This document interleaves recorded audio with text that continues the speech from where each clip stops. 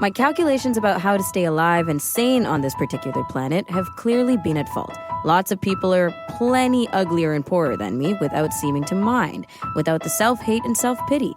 The sentimentality, in a word, that makes me such a quivering condom of neurosis and ineptitude. Welcome to AMI Audiobook Review, the weekly podcast where we chat all things audiobooks. I'm your host, Ramya Amuddin, with co-host Jacob Shaymansky and technical producer Nisreen Abdel-Majid. I would love to tell you more about this quote, but I think it's better off if I hand it over to Jacob. Success by Martin Amos is the source of this quote, and that was recommended by the one and only Dave Brown, who's joining us today. Hello, Jacob. Hello, Ramya. Who's Dave Brown? I don't know, some guy. No, that's not true. Huge commodity on AMI TV and AMI Audio. The host of Now with Dave Brown, which you can listen to and watch on AMI TV at 9 a.m. Eastern on weekdays. Woot woot. Hey, Dave. Hey, guys. It's a super pleasure to be here talking about books. This is a long time coming, Ramya. We've been circling each other to talk about books for a long time. I've been circling you for sure, at least 2 seasons in. And then Jacob comes on. Yeah, I'm not going to take it personally, but I will say. Jacob comes on, and now, boom.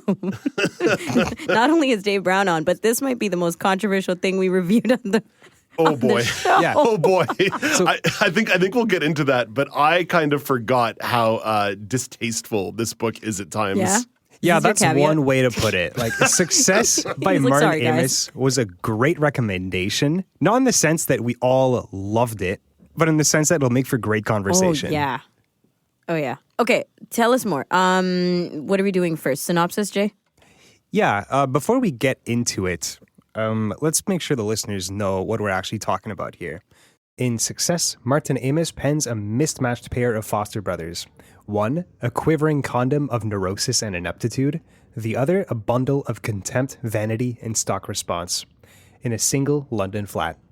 He binds them with ties of class hatred, sexual rivalry, and a disappointed love. And throws them a disloyal girlfriend and a spectacularly unstable sister. To create a modern-day Jacobean revenge comedy that soars with malicious poetry.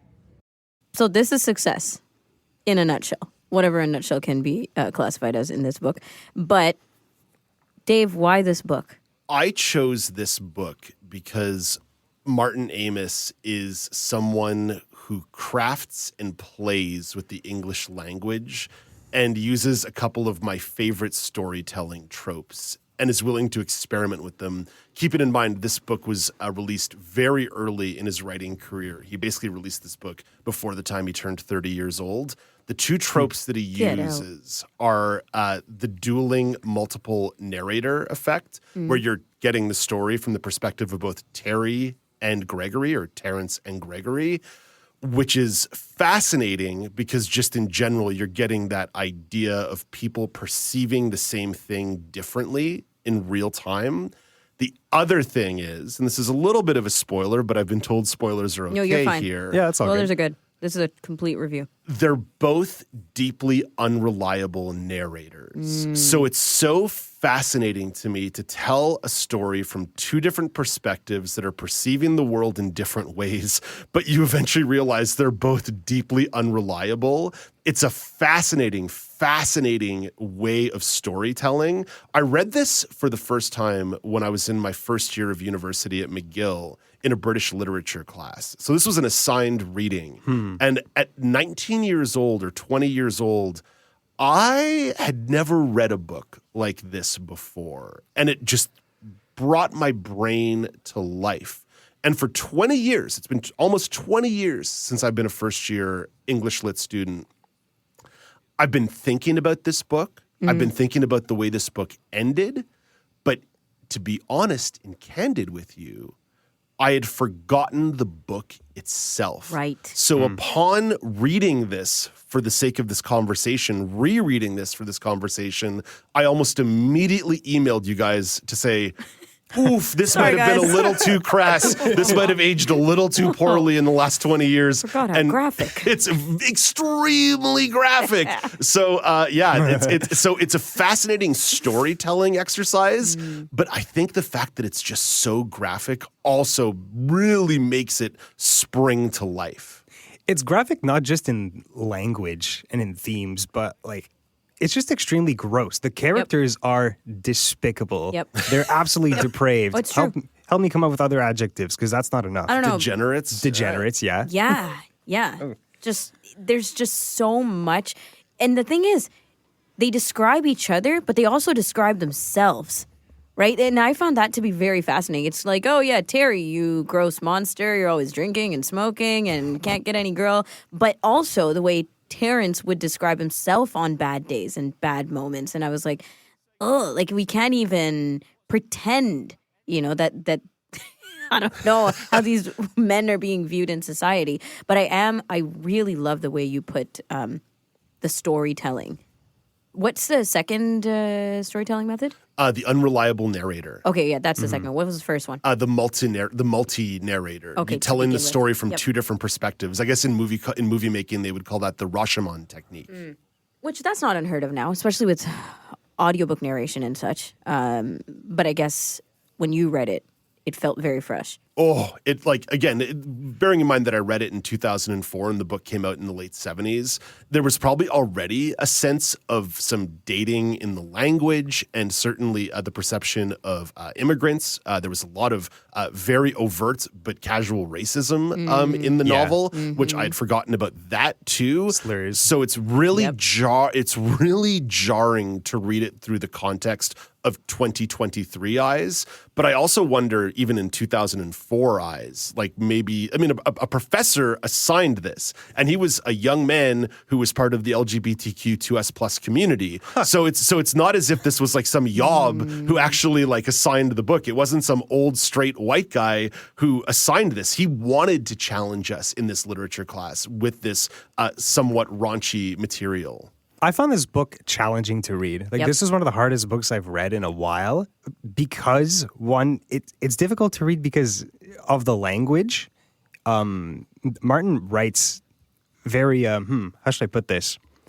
He's incredibly good with language to the point where he performs linguistic jujitsu. Yes. Yes. Sometimes the way he words things, you need to think about it twice before you understand what the hell he's As a saying. narrator, I can't imagine how many times you have to go through this. Yeah. Also, there's a lot of passages that are just gross. The way they talk about women, the way they talk about foreigners, the way they talk about themselves can be really difficult to read sometimes.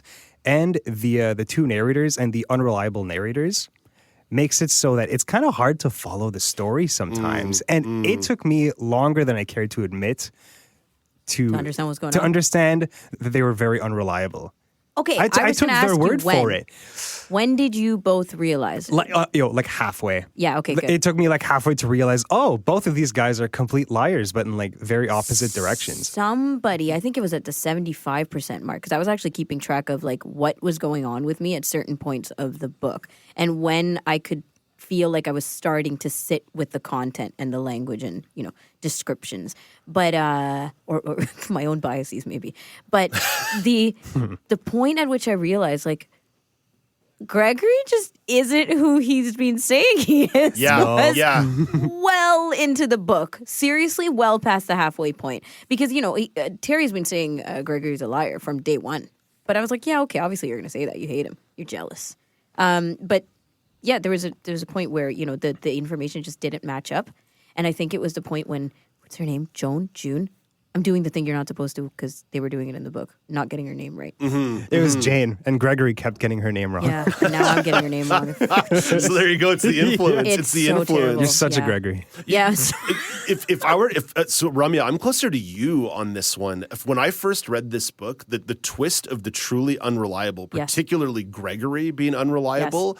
It only really hit me when he explicitly tells you that he's Pretty been much. a liar, which is, I believe, in November or December, right? It's way late. And the way this book is laid out, it's told January, February, March, April, May. It's broken down by month. And it's not until Gregory makes the confession, and that confession to this day is why I remember this book, as he describes how awful his life actually is compared to the way that he's gloated and glowed for the entire book about his life.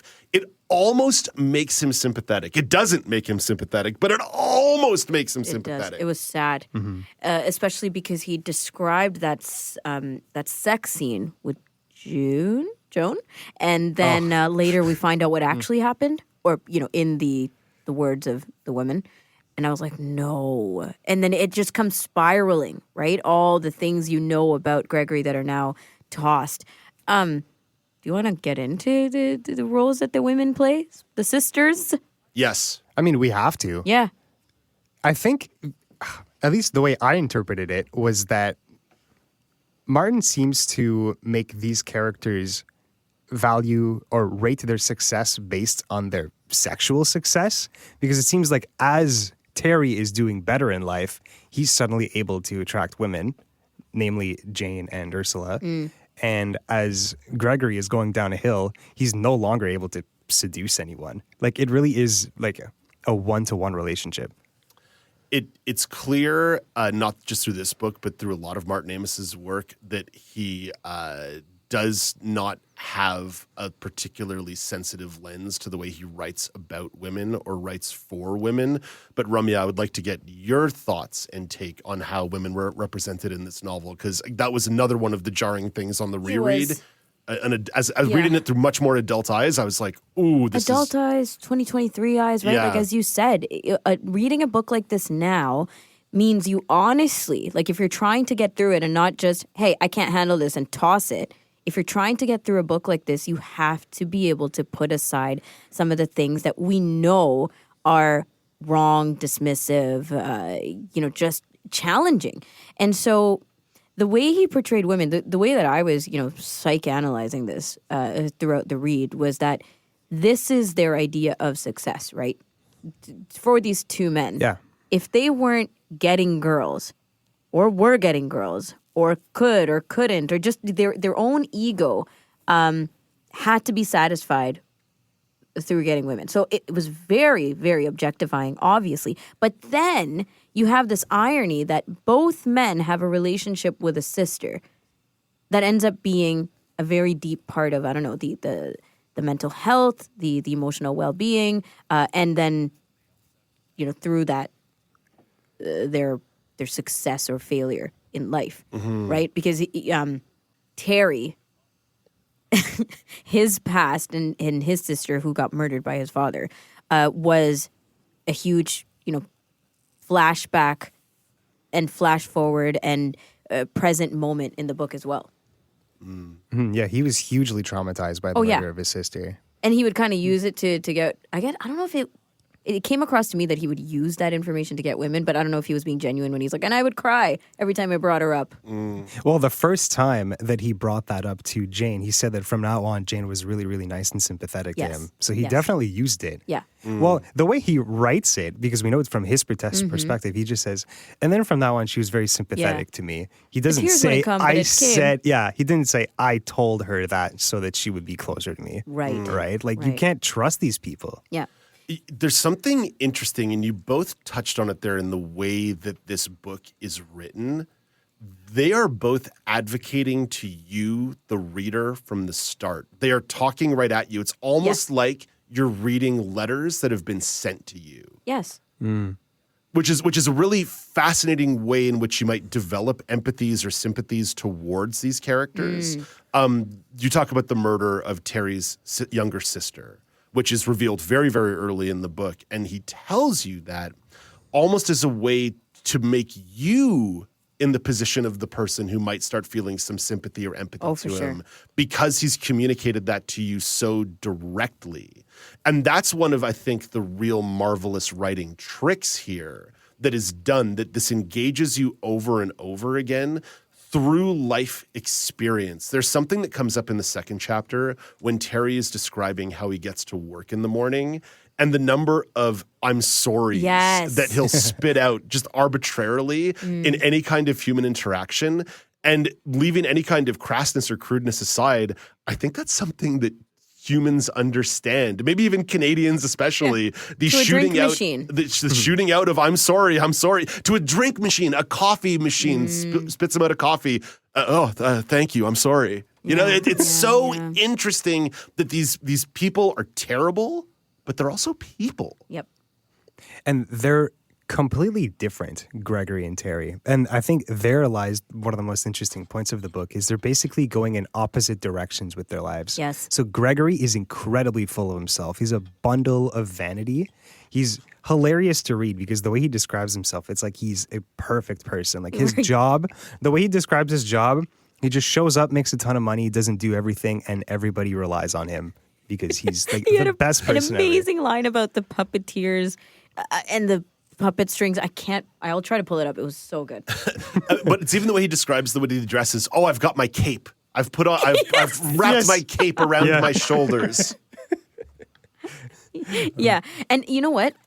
It's not just the opposing character attributes or the way that they convince us, but the way that they talk about each other, right? Like Terry often uses homophobic slurs to describe Gregory, and Gregory barely ever touches on that aspect of it. You only hear Gregory's responses, if you will, when they're having dialogue with each other. Because you get a bit of that as well, right? The overlapping of the Venn diagram where you get actual interactions between the two of them.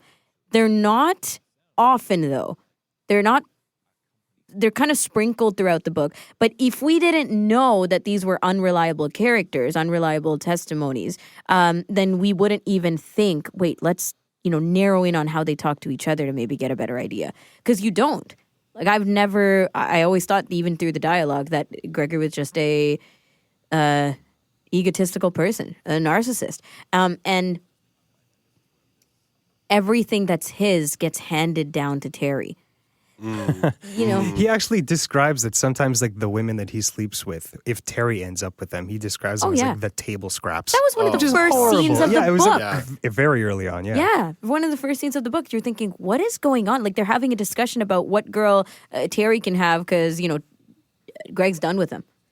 And I was like, okay. Gregory describes Terry at one point as a sort of circus attraction that he keeps in his apartment for his guests. So this is it. Like we are laughing right now, like even acknowledging the horribleness of these people. Yes. But I think that's also what art is sometimes. And we've maybe lost that a little bit in contemporary writing, that neither of these people are supposed to be protagonists. Martin Amos writes them as awful people. And it's sort of up to the reader if you want to start developing those empathies or thinking about them as protagonists. But the point is, or at least it's worth considering, is this actually satire? And at what point can the reader be trusted with satire? Well, if it's satire, what is it supposed to be satirizing? I would say like the fragile male ego. Yeah. The fragile male ego of a male in their 20s. Definitely. It's a hyper portrayal of the way men treated women at the time. This is perfect. Like we need to stamp that because that's exactly what I think this book is. It's like, these guys are so overwhelmed or so ready for, or think they so can get all these girls, whatever. But at the end of the day, is it really as big as they say it is? And are they really as tough and all that? But I have to say, there was a lot about body parts, particularly. And I don't know how we can get to talking about this by tiptoeing around it, but really, like the stuff that was described, and you could tell the emotional kind of licking the wounds. Oh, yeah. But through physical attributes, body parts of themselves or of women. It was quite interesting.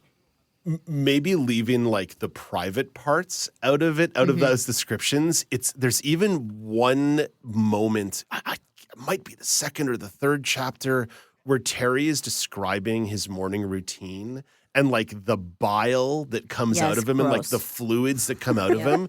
And but it's a masterclass in writing by Amos, but it is disgusting.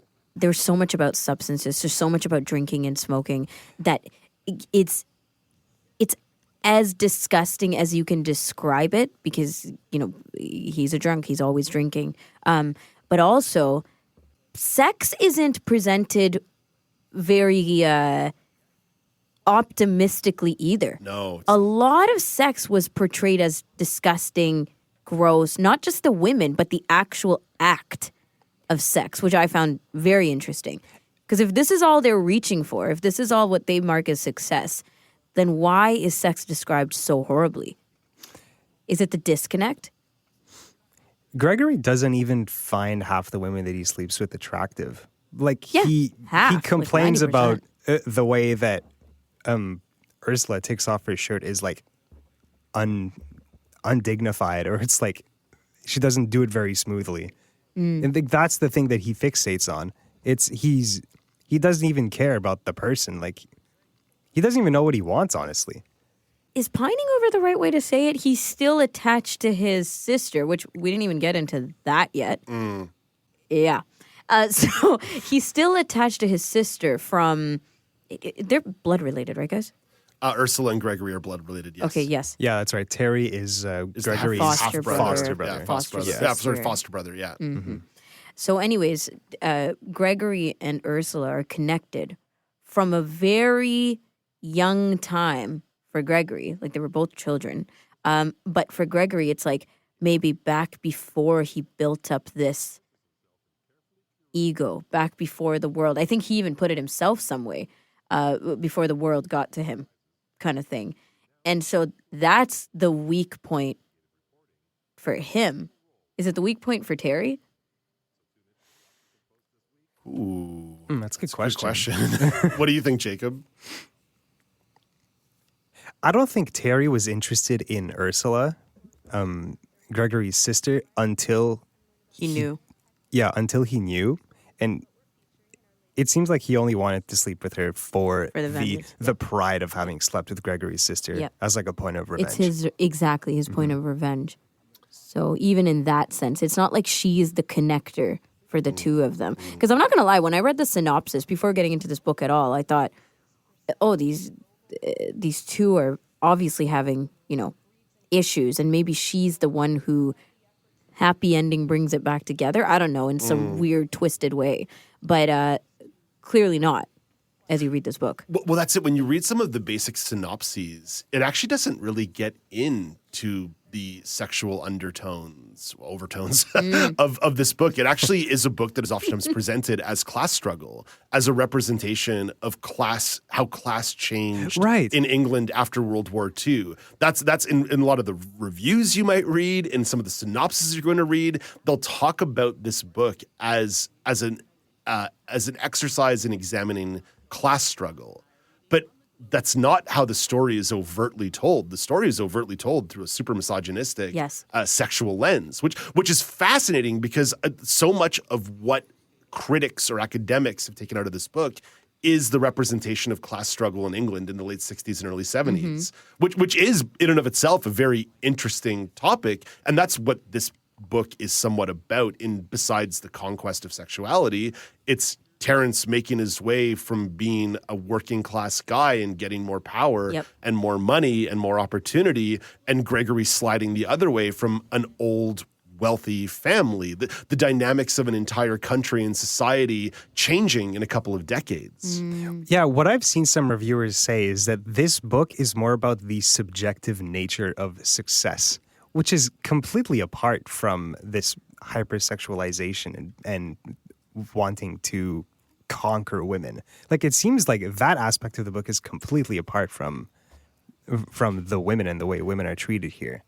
And it kind of brings up the point that, is Martin Amos trying to say that success is a finite resource? Because while Gregory is going down, it's like Terry is taking Gregory's success for himself. But while that's only one 'cause they're goes up, stuck one goes together. down. There always has to be somebody that gets knocked down for another person to go up. Am I interpreting that right? What do you guys think? I think that that's true, but in the context that they are directly intertwined. Terry was fostered by the successful family and, I don't know, pity or whatever else came through of Gregory. And so it has to be linked in some way that, and remember, it plays right to Gregory's biases of who Terry is and vice versa. Yeah. Right? That's It's a good been point. like that forever. It's not just the money. It's not just the place in society, but you heard them talk about in school. Who was this guy and who was this guy? Right? Who was the yin to his yang? And that has always been, and I don't think that that's directly related to success. I do take Jacob's question though at its face value. It was Emerson who wrote, "Families are always rising and falling in America." Right. And maybe that is a criticism of capitalism. Right. That in the end, scarcity and resources are supposed to be at the core of capitalism. So if you're going to climb, or if I'm going to climb, you must fall. Yes, yep. And just that Gregory and Terence become a very microcosm of the allegory. So then the getting women and the sex part of it is an aside, or it's it's a measure of. Like, This is if you're something I successful. still don't understand about this book. Why was all this sexual conquering involved here? Like, why is it Because if you had here? the money and had the resources. I don't know if I can't wrap my head around what that has to do with these themes of success, because I think it's relevant that the title of the book is Success. Oh, and very that's relevant, yeah. Yes. Yeah, and that's Yes. what all the reviewers are talking about, is like the subjective nature of success, and if success is a finite resource, like that's what everybody's taking out of it. So where does all this sexual stuff come in? Because getting laid is success. That But it takes up like 80% of the page count here. yeah, It does, But at it the does. core of it, that's what it is. That's what they're. You said it, Dave. They're trying to convince us of something, and they're trying to advocate for something. And the only thing that I heard them actually advocate for, not the unconscious stuff and the interpretive stuff that we're putting together, but the only thing that I heard them talk about is getting women and getting laid. Yeah, that was my perception rereading it as well. I wish I had brought this in with me, but I went and tried to track down the essay that I wrote about this in that English lit class, and I that would've couldn't been find great. it. Brilliant. But so much of what I wrote about in that was class struggle. And now, as Ramya so rightly points out, upon rereading the book, I'm like, no, this was just about sex, and that's why you Literally. perverted 20-year-old Dave Brown loved this book because you just like that's just how you looked. And that's why, Dave, you had such a shock to the system when you reread, right? Yeah, Or like one yeah. of the reasons where you're like, oh my goodness, I didn't even know. Yeah, I totally unconsciously thinking, oh, yeah, a professor assigned this to me. It couldn't have been bad. But I do want to come back to Amos, the writer here, because he describes writing fiction as the ultimate freedom. And for fear of making too many references here, if you go to one of his later works that was eventually shortlisted for a Booker Prize, a book called Time's Arrow, that tells the story in reverse. It literally tells the story in opposite time. So the book starts at the end and moves back to the beginning of someone's life. And everything happens in reverse. Scorsese, Martin Amos is someone who like loves playing with the form. And I do think that's where maybe there's some forgivability for what I would say is just like really crass, rude, poor, distasteful writing, because he sees it as freedom. And if you go into some of his later works, it's not crass like this. This is by far something that clearly a 25-year-old man wrote. Yeah. I mean, the freedom, I felt it in just the way that these characters let themselves out to us, the reader. They weren't really holding back anything. Nothing. Right? Which is why we were so convinced of who they were until something would pop up where, we got a reality check or a fact check and said, wait a minute, you've been lying to me the whole time. Yeah. And you start realizing that things are off when you read, like, say, a certain month, and Gregory has his perspective, and then Terence has his other perspective, and you realize that they have conflicting information. Like, for example, there's one point that when Gregory gets sick, he gets the flu, or like Martin says it, he gets a Lulu of the flu. A Lulu of the flu. Yeah. I love it. They play a game of backgammon. Terence says that he won, but Gregory doesn't pay him back. And Gregory says that he won 10 pounds off of Terry. Yeah. And it's small things like that. And I you're like, didn't even pay attention to that. what is going on? And it makes me realize, like, there's other things that he's lying There's about. something going on here. Yeah. Yeah, Right, and right. I mentioned it earlier, but also Gregory's job is total phony. He completely misrepresents what he does for work. Yeah, he claims that he's like a key artistic figure at this art gallery, and then it turns out he's like literally just like And he an plays it out. assistant. Yeah, He plays it out for us completely. He's in there. They're all asking him, oh, how do you spell this? How do you spell that? He's like, oh, God. all right, let me save you again. And he walks through the scene for quite a while. And it was the first time we get an actual depiction of what his work is like. You literally get double gaslit from both of them. Yes. Just in different you do. directions. But you know what? It challenges your own biases because I felt I got less gaslit from Terry than Gregory. Oh, interesting. I felt less lied to. I feel less annoyed and taken aback about Terry's growth and trajectory through this book than Gregory's. Gregory, I was just like, everything he says, I can't trust him anymore. He's a clear liar. Clearly. Yeah, Ramya, go a little deeper on that because I'm inclined to agree with you that even though I believe Terry to be an unreliable narrator who's also a total dirtbag, I don't necessarily feel like, that he maybe will misrepresent events, whereas Gregory will misrepresent And I think it's an ego thing.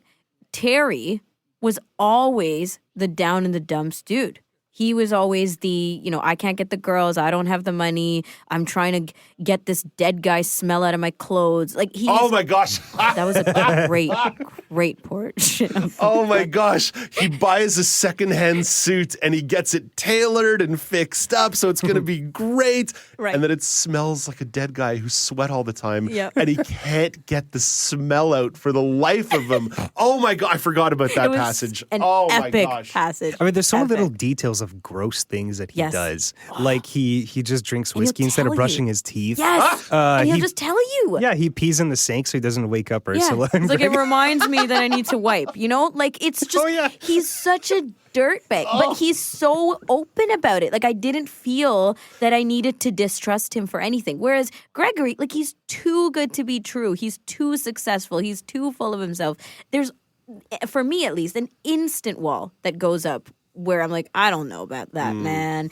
Whereas this guy, what else could possibly go wrong in Terry's life? Yeah. He's already at the bottom. I know that things are probably a little tight for time here, so I want to backtrack to something that both of you said. You both said it was hard to get through this book. And I will say, having read the paperback with a magnifying glass 20 years ago, and having read the ebook with a super large font this time around, I also found it difficult to read. Because Martin Amos does not write short sentences. Comma, comma, comma, parentheses, parentheses, double comma, triple parentheses, double narrator. What's going on? Yeah. You guys both experienced the audiobook. Can you guys describe maybe a little bit what the audiobook experience was like? Because I imagine it must have been challenging to listen to. Jacob, I think you alluded to that a little bit. It must have been challenging to read more than anything, because hearing you say that he uses punctuation like he drinks water is like I'm really surprised because the reader Ramya, you listened to the version on Sela, right? Yep. No, the reader did an amazing job. Sorry, I forget his name, but you could tell when he was doing a Gregory bit and when he was doing a Terrence bit, because Gregory was incredibly full of himself, and you could hear it in his voice. He was very proud, like he was reading with his chin up, and then you can hear him slouching in his chair when he was reading with Terry. Fabulous narrator and narration job. I found it easier to read when I sped the heck out of this book, like 1.5 on Sela, and that's really, really, really fast. For me, even. But I think that it felt more digestible. Having too much to think about through passages, through scenes, through chapters felt very taxing for me at some points, in the first half of the book especially, because I was like, I was getting caught up in the details, caught up in the language, caught up in just like how many more F words before the third line, right? Like we cannot paint this more profanely than it actually is. It's written vile, but as I sped it up, I thought there was just more bigger things. You were able to zoom out more and digest more of the bigger picture. I will say, though, I do love Martin Amos's writing. I said at the start that he does linguistic jujitsu. It is true. Like, it's like he has an aversion to putting 5 words consecutively that have been said before. Like, every sentence seems like it was the first time it was ever written. We talked about the two men. We talked about the role of women in this book, sort of, kind of. Was there anything either of you wanted to say about a particular woman in this book, and whether or not it was more than just, whether or not this character was just a placeholder, if you will. I do, yeah, about Ursula especially. Okay. She goes through a lot in this book, and it's so thrown to the side that she is incredibly unwell. Yes. To the point where she attempts to commit suicide. To the point where schizophrenia is just a toss-away word. Yeah, exactly. Like, she's completely unwell, but in the background. And to give you an idea of how much Gregory is a scumbag, when Ursula tries to take her own life, Terrence is telling Gregory to go to the hospital, and Gregory says, Ursula knows how much I hate hospitals. Oh my gosh. Oh my god. Oh my gosh. I mean, I laughed, but that's horrible. I mean, I'm inclined to agree with Jacob that Ursula ends up becoming a little bit more than just a stand-in piece, that Ursula does become something that propels the plot. Her arrival in, is it March or April, when she finally arrives in the storyline, that's when things really start moving forward. Mm-hmm. That she ends up being a bit of a plot driver. But again, I still don't think written particularly empathetically or sympathetically, like still really written through the eyes of, again, I'm going to come back to this. Like Martin Amos wrote this book when he was like 25 years old. I don't think there's any 25-year-old man on the planet, with apologies, Jacob, I know you're maybe in that demographic. I'm 26, yeah. Yeah, I don't think there's, I mean, listen, I don't think there's actually a 40-year-old man on the planet who like knows how to write a woman, but I especially don't think a 25-year-old man who comes from some wealth understands how to write a woman going through a mental health distress. One final note on Martin Amos. I saw an interview with him talking about how to write a sentence, and he gave a bit of writing advice that I never heard before. Oh, yeah? I'm so excited for this. Hit me. I'm on the edge of my seat. It's not crass. It's not crass. I thought it was super interesting. He just said to avoid repeating prefixes and suffixes. So, for example, never use two words that finish with the same suffix, like tion, in the same sentence, or never use the same prefix twice. It's kind of like phonetic redundancy. You want to keep it fresh throughout the sentence. Oh. Okay. That's interesting. I will go in to the rest of my life remembering this.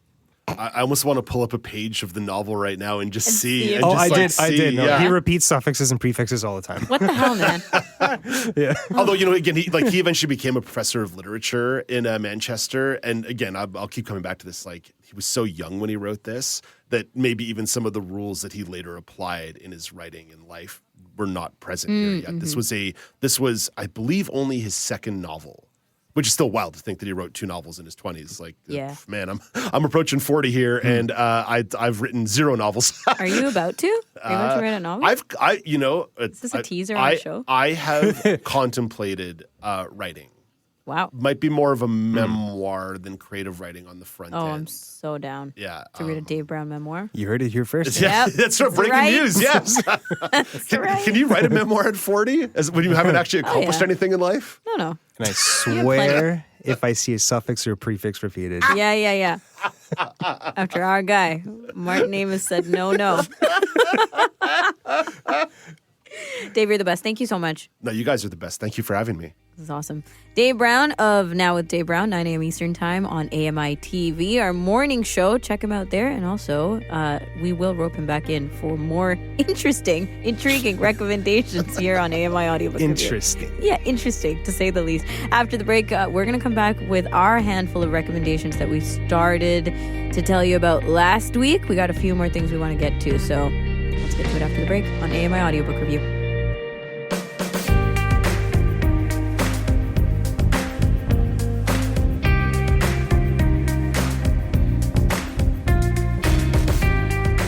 Welcome back. This is AMI Audiobook Review, the weekly podcast where we chat all things audiobooks. And we just concluded a convo with Dave Brown and his recommendation.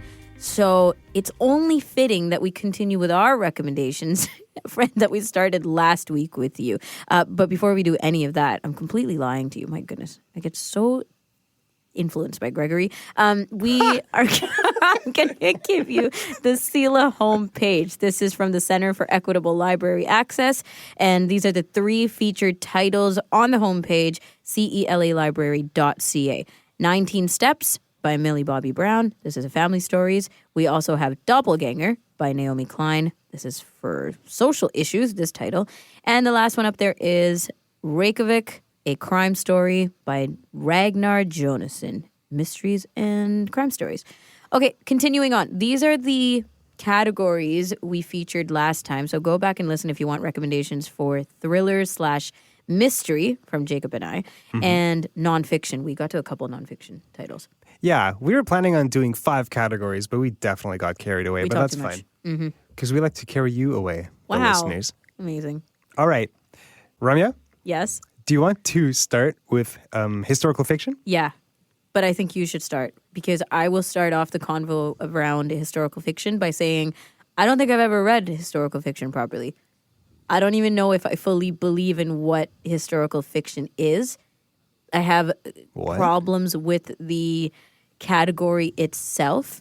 And what? I know it's a little complicated for me, but Can you elaborate on that? I did read a couple historical fiction novels through book clubs, like Letters Across the Sea.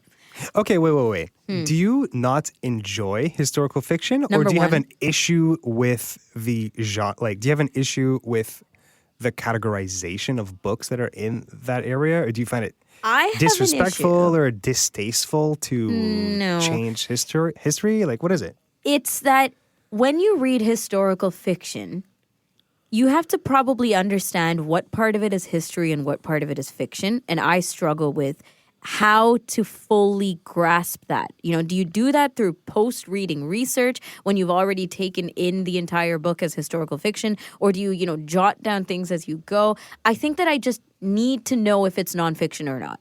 And so this historical fiction aspect, unless I get all the notes ahead of time about what part is fiction, I struggle to sit with the book as I'm reading it.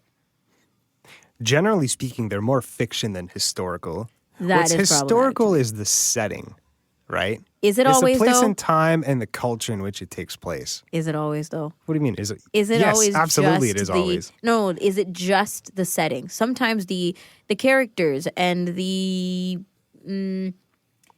their life experiences are also based on history, but Well, based on fiction. history, like a character can be a samurai if they're in like feudal Japan, Sure. right? Like that's an aspect of And then historical also there's fiction. like tidbits. This fight was real. However, this was fictionalized.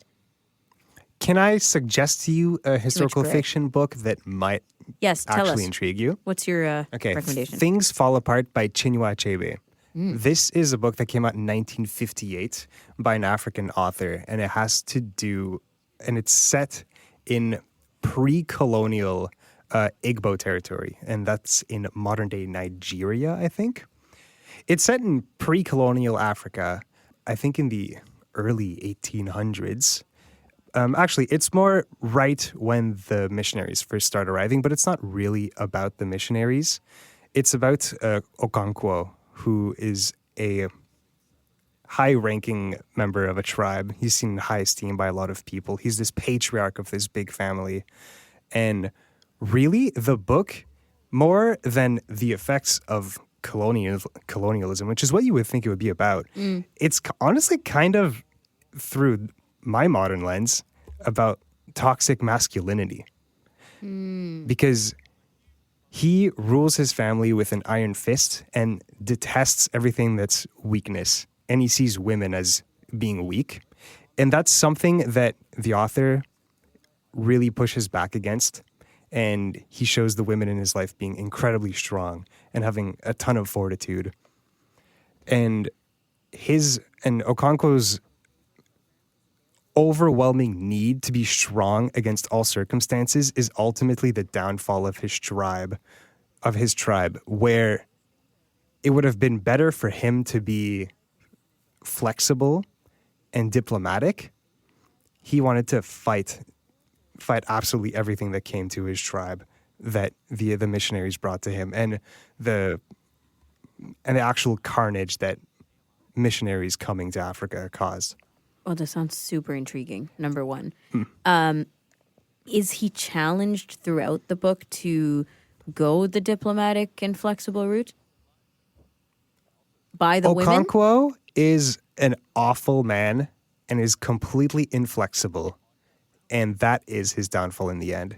He is pushed to be more diplomatic, but ultimately all the issues that come to him, his family, and to a lesser extent his tribe are almost all caused by his inflexibility and absolute need to be strong and resistant to all outside powers. But who is encouraging him to take a different approach? Is it Namely the women his in his wife, life? Okay. even his son, who's taking quite a different path in terms of his interesting. personality and what he enjoys and what he does.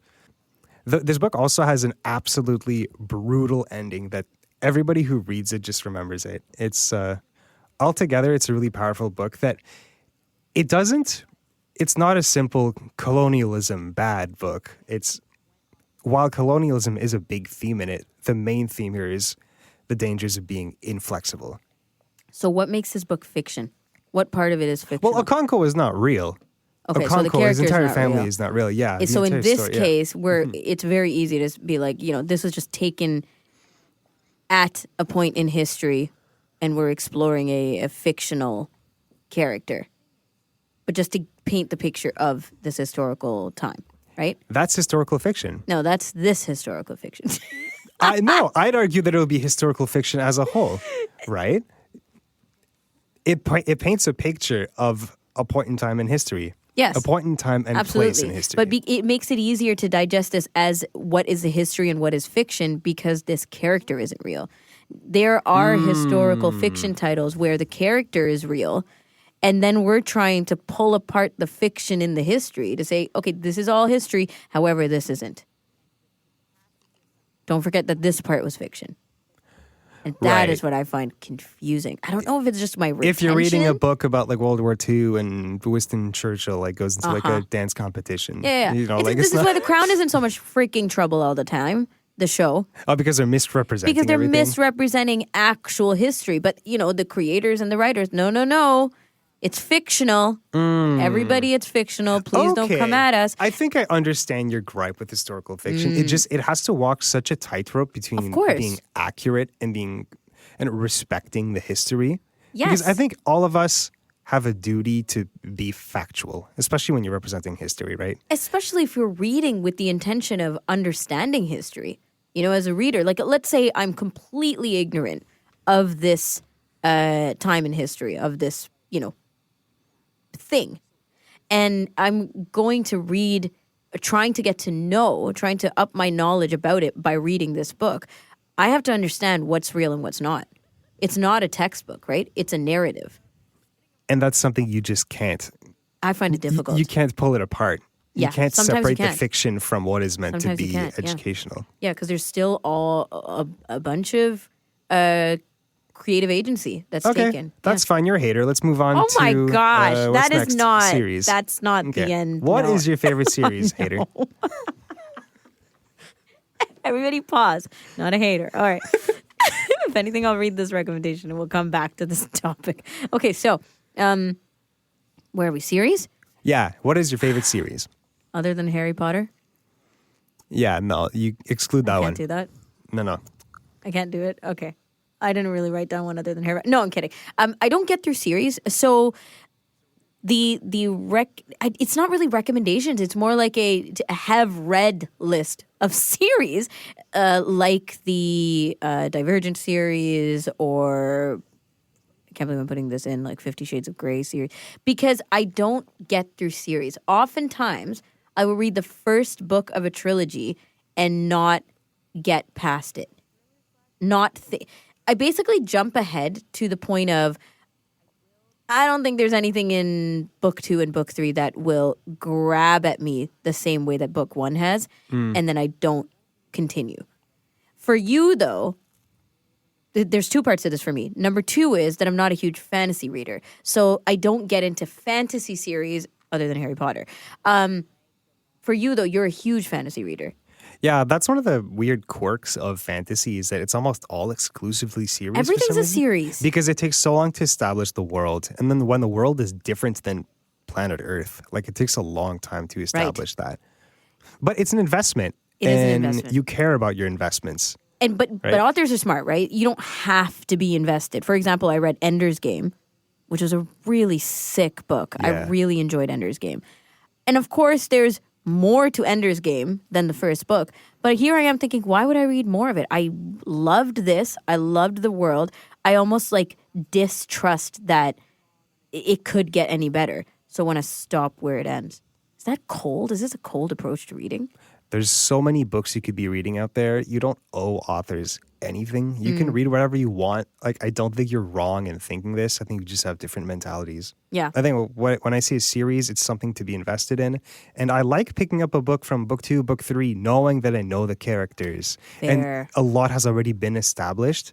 It's like being with friends and having this long history behind you. Yeah, of course. Right? There's so much already established there. You just understand things better. Yeah, The it's home, it's characters are familiarity. much fleshed out from the start. It's like instead of going into... Actually, I'll just move on. What? I want to know. I tried to come out with an absolute galaxy brain analogy, but it wasn't working. It wasn't working. All right. No. Okay, give us your recommendation then for series. The Gentleman Bastards by Scott Lynch is a fantasy series that's really light on fantasy elements. It's about a criminal underworld gang in a fantasy setting that's mostly in like dense urban areas. Very light in fantasy elements because all the main characters, and I mean all the main characters, like do not do any magic. They don't interact with any magic. All they want to do is rob rich people blind. That's all it is. Wow. It's so good. I started it. Yeah. That's and all I can say. the biggest selling point for this book is the dialogue. All the characters, even though they're like orphan criminals, speak like English dandies. Yeah. They're like incredibly elegant and like impossibly witty to the point where it's very extra. Yes. And the narrator for this book, Michael Page, used to be a Shakespearean actor. And he does the whole thing where he like really speaks with his chest and like is the absolute opposite of monotone.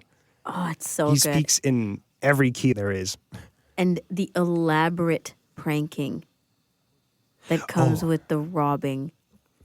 Yeah, Scott Lynch must have been a criminal back in the day because he knows a lot. so Yo, much. there are so many little tricks that I would have never thought about. I'm like, oh, that's actually brilliant. I know. And you get the inside, like the brain. How do you say it? Like you get the internal discussion of why these tricks are. The justification, yes, right? Yes. Exactly. The justification of why do this trick at this time to this person to the point where, you know, sometimes you're not even in the loop. And then when you're brought into the loop, you're like, oh my God, that was you the whole time? Yeah. He's an amazing writer in setting up all of these plots Yeah. and cons that they're trying to do on all these rich people. How many books in a series? There are 3 books in the series, and there's a 4th one coming out in 2024. Oh. The nice thing with this series is that the first book, The Lies of Loch Lamora, it works really well as a one-off, even though it's the first of a series. It has to be that way. I'm telling you, if Yeah. you're writing a book nowadays, you have to, for marketing purposes, have a standalone-esque book, even if you continue. And just so I can underline this recommendation, this is my favorite book of all time. Yep. I love this book. It is so much fun. It cracks me up. The characters are absolutely lovely, like some of the best bromance that you will ever come across. Really good romance in the later books too. Like I got Oh. surprisingly involved in that aspect. No kidding. Also like unpredictable to the point where it's stupid. You're just like, this is not what I was sold, but I'm okay with it. Oh, that's awesome. Okay, we're wrapping. moving on super quick. Yeah? Ramya, What? old books / classic books.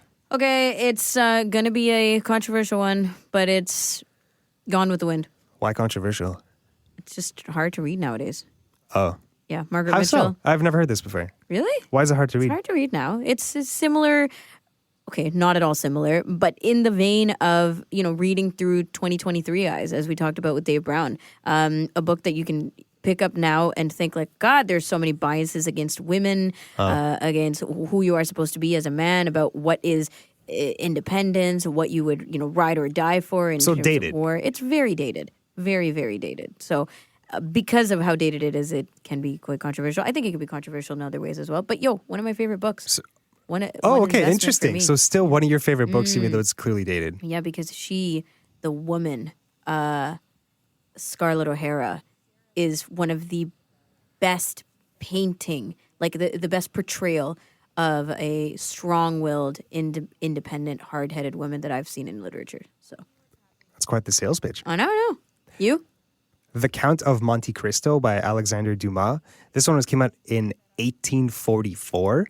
I actually recommended this one when you invited me like a year and a half ago on this show. Oh, throwback. But this is another one of my favorites. It's super long, really, really fast paced, written in 1844, but does not feel dated because it really is just an adventure novel with twists. And honestly, I'll leave it at that. Okay. It's like the Breaking Bad of books where everybody recommends it and everybody likes it. Stop and it. it's annoying to the point you're like, oh my God, yes. I know it's a good Stop book. it. Just read That's why I'm going to read it now. Because you said it's the Breaking Bad of books. Because people are obnoxious about recommending it. I know. That's why I'm leaving it there. But you can't not love it. Ramya, that's it for today. Yep, that's it. Okay, we're hanging up. We will catch you next week where we talk with Amir Khan. He's back with some monthly book updates. And I'm your host, Ramya Amud, and co-host Jacob Szymanski with technical producer Nisreen Abdelmajid. Happy audiobook listening.